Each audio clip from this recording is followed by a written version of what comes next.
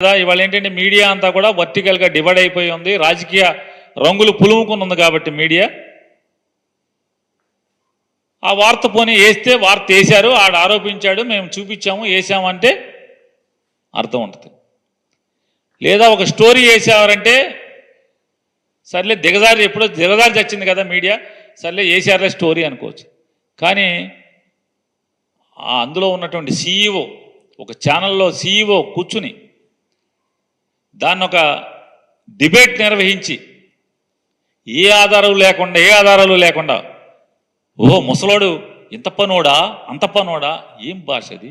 నువ్వెవడవి కాదు, నువ్వు విలేకరివి లేదా ఒక సీఈఓవి, ఎంత హుందాగా నడపాల్సినటువంటి పరిస్థితుల్లో ఏమైనా ఆధారాలు ఉంటే మీ ఇష్టం మాట్లాడండి, కానీ నిరాధారంగా ఇష్టారాజ్యంగా